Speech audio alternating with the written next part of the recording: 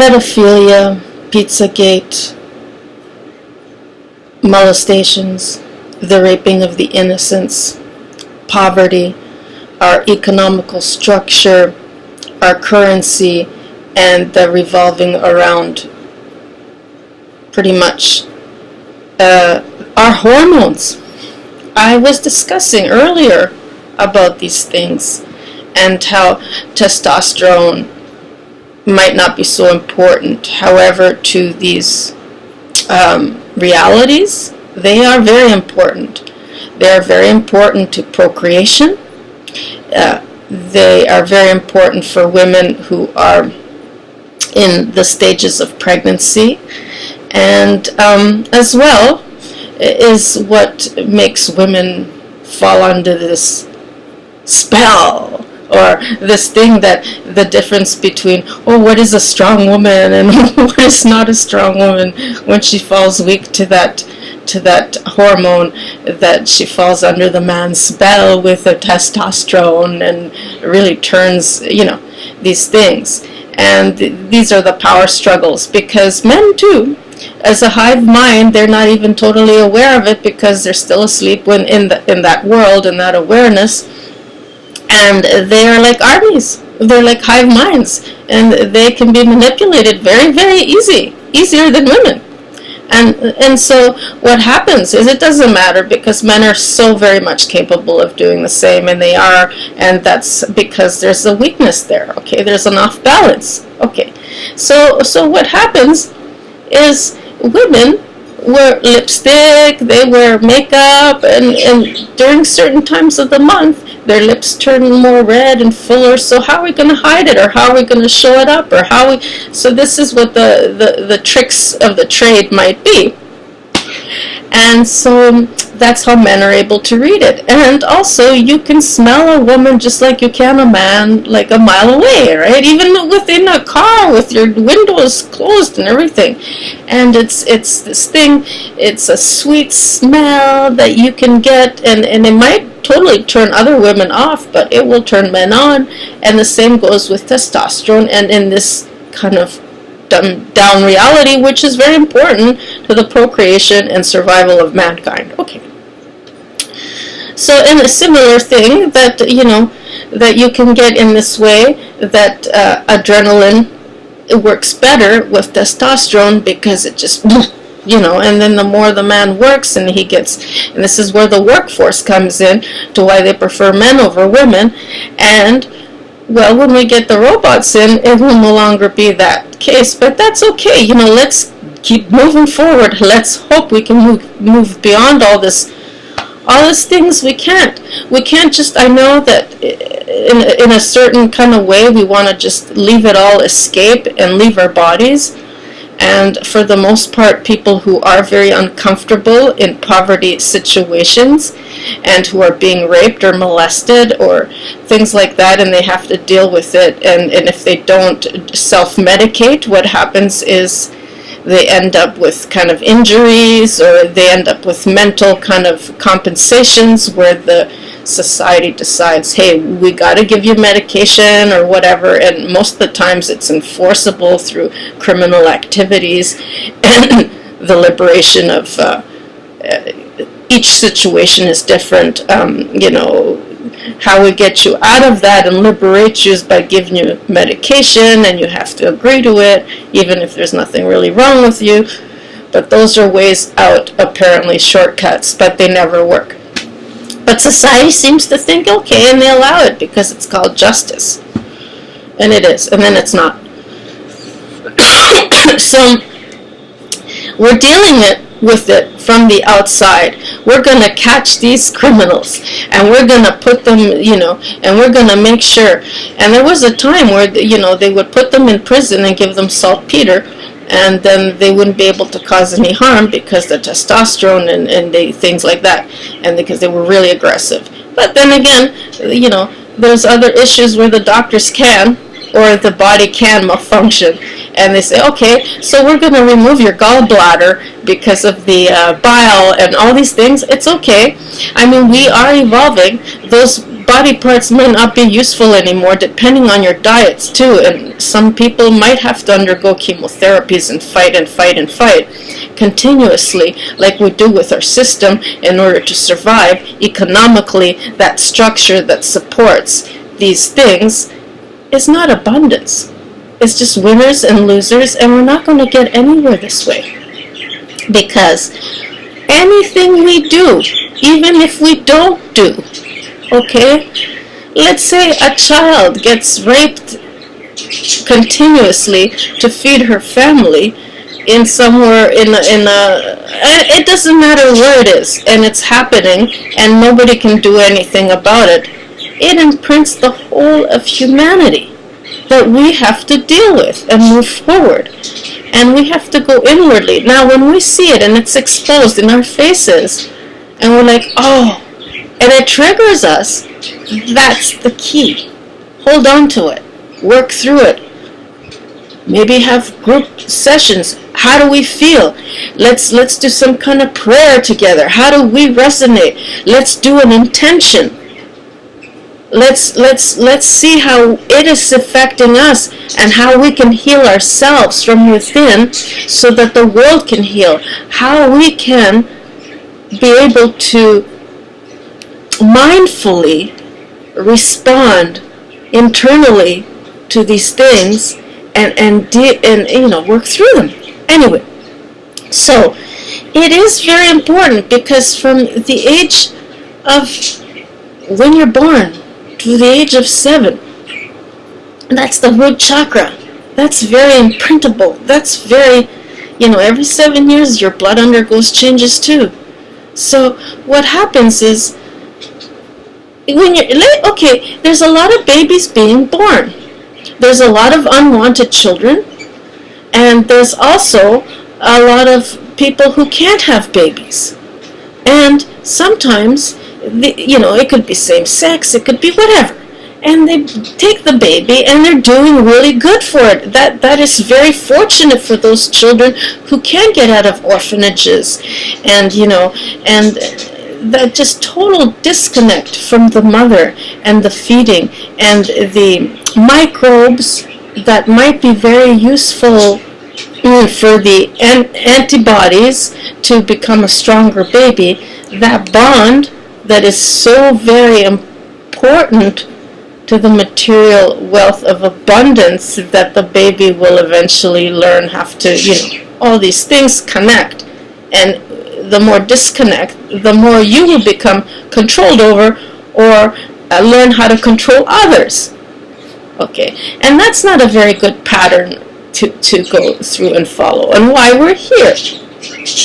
We're here in these bodies, no matter how we like it, to kind of represent the world and help from those years, those impressionable years of imprinting on us these experiences, how we can turn around and help the world and help ourselves in this way. So when that child is not being heard, and it thinks, okay, it must be hungry, feed it. Is that what it really wants? Okay, maybe it needs that kind of connection of the heart, that pulse, that living pulse. And sometimes, we don't always have the time to take care of these kids. We have to go to work and things like that. So what happens is, we let somebody else take care of the kid for a while, take it and I'll be back, whatever. And then we find that that kid might end up in the hands of somebody whose, testosterone is like so out there, out of their pores, and they come from a family background where, they're trying to get their old lady grandmother or mother instead of a nursing home or room and whatever, and it still all revolves around the testosterone. 3 sons, middle-aged man, probably abuses his wife or whatever, and this innocent little child has no hormones. It doesn't have anything that's saying, come and play with me and sexually molest me. And then that child, when it's read down there, and the parents, and it speaks up and says this is what happened, and they take the old man's word over the young child, how do you think that child is going to end up growing up in the world? Will it be a doormat? Will it be a martyr? Will it be a fighter and say, come get me, and be a criminal and end up in prison? How is it going to deal with the poverty? Because that's what's going on. And that testosterone will be such a turnoff. And perhaps, the same goes. The hive mind of men, when, a woman starts going through that cycle and releasing that sweetness in the air, similar from her pores and everything, you can hone in a mile away. And so that's what she will attract, that testosterone that she just so is traumatically, get away from me. Or, she can be in an environment of women, and when women are together, their cycles start matching each other. But, even you notice in a same-sex relationship, if someone's more like the aggressive and the other one's more the receptive, there's more testosterone in the other that is released. And if you don't have that testosterone, that woman is not going to want you. And if you have that other sweet-smelling project, it will just repel women and attract the opposite that is traumatic into any kind of relationships, anything. So, in a physical reality and with the whole, society. How do you fit that? So that's just one incident. What about, in the root chakra comes, let's say, the little boys who, with Pizzagate, who had these anal things happen to them. Do you know how traumatic that would be? And so they have no choice. If anything, that's so extreme, it gets forced into them.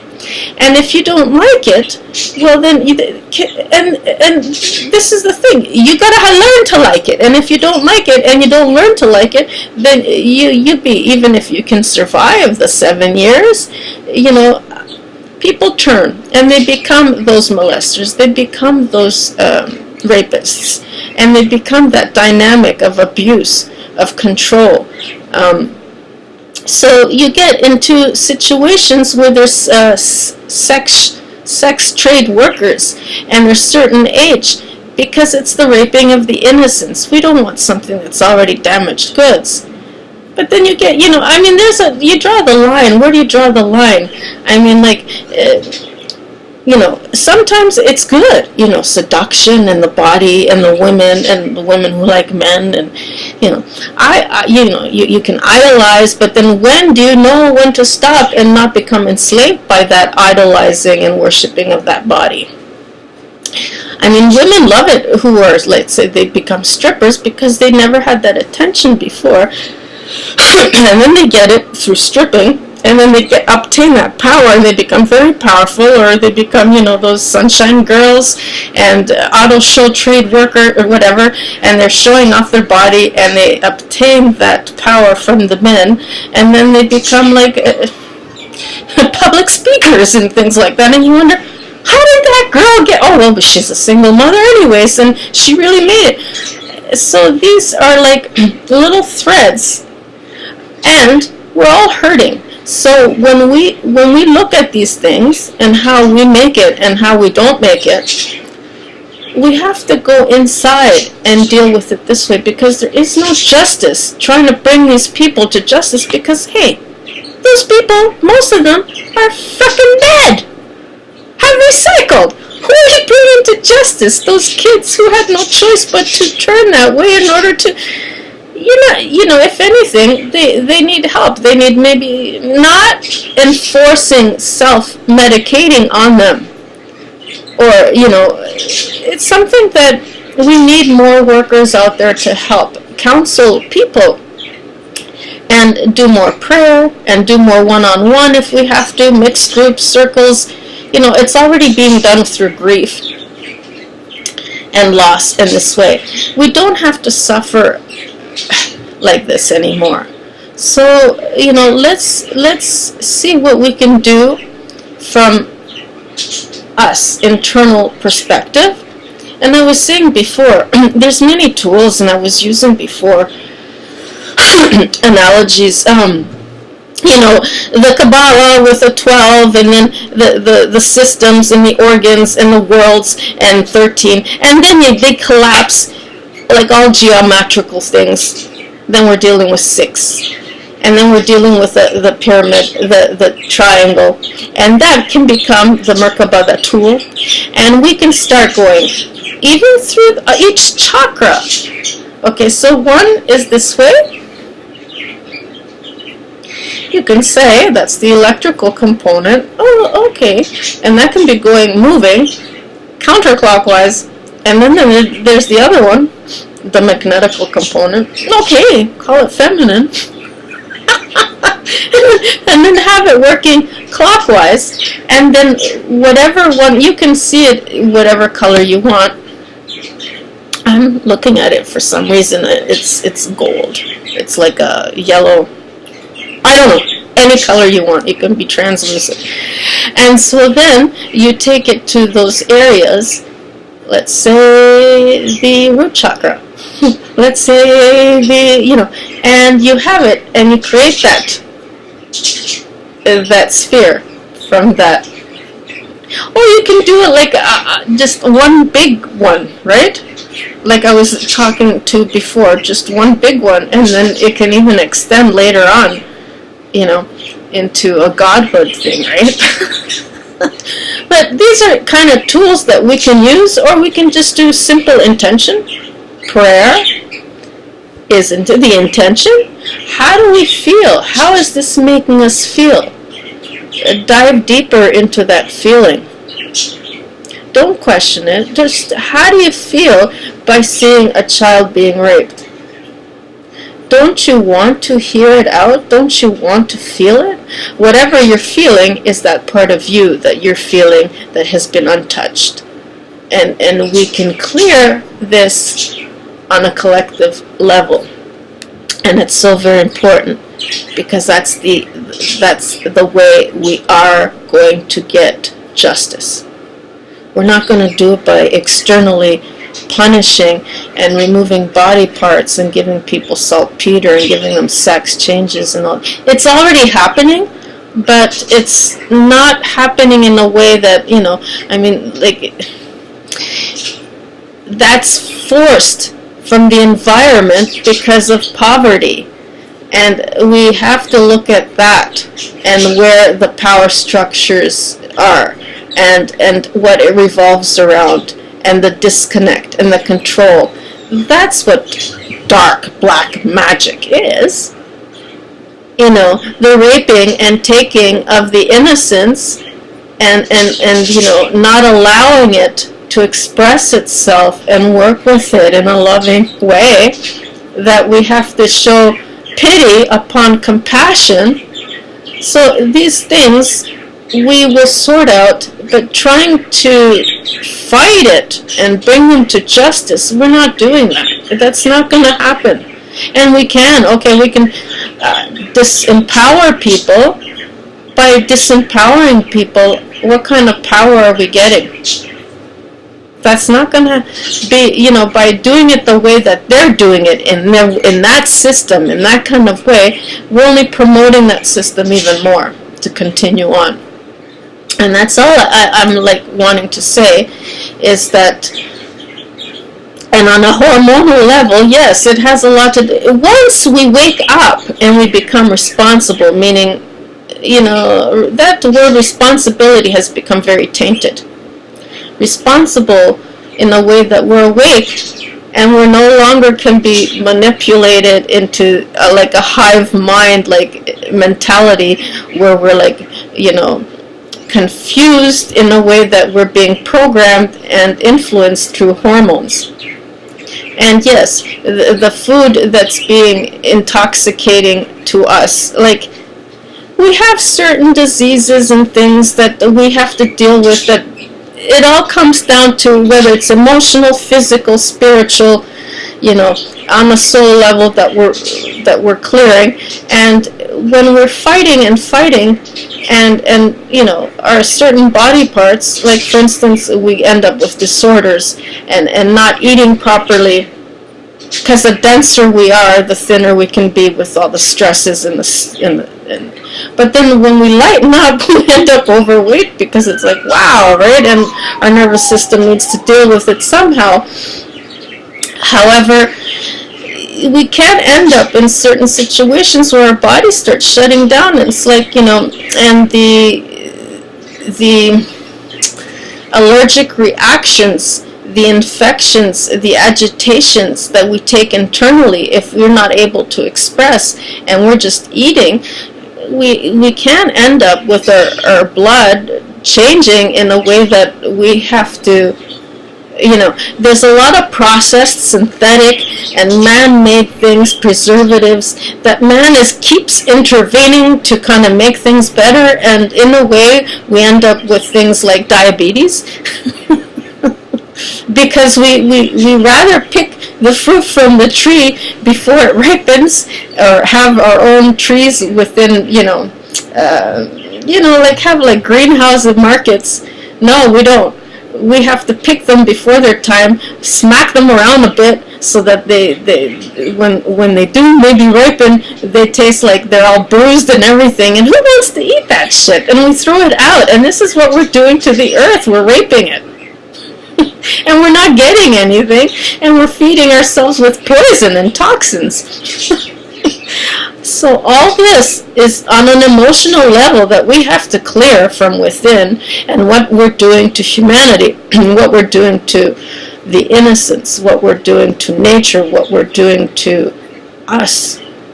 And how is this going to bring abundance? Really? And the law of attraction is those first 7 years of that imprinting, that child. What is it bringing into the world, and how is it being affected, and how is it affecting the world on a collective level? Okay, let's work on that. And in a way that we can liberate each other by not dumbing down with medication and wanting to escape. Because wanting to escape, we've already been experiencing this, the more we don't want to be in our body and we neglect it, the more we end up with situations that, we have to deal with anyway. There is no escape. We have to work through all these things. And maybe we can take this for the first one was even better, but the computer froze. So I'm thinking, yeah, let's work on that. Let's work on connection, and the more we work on connecting with each other, and honestly, the less ego-driven the world can be. The less ego-driven the world can be in a way where it doesn't have to have fear and that need to control and the need to overpower and women and the innocence and and so let's look at those things. Let's really pick them apart and let's see how they make us feel. And on an individual level, let's start practicing the healing for everyone collectively.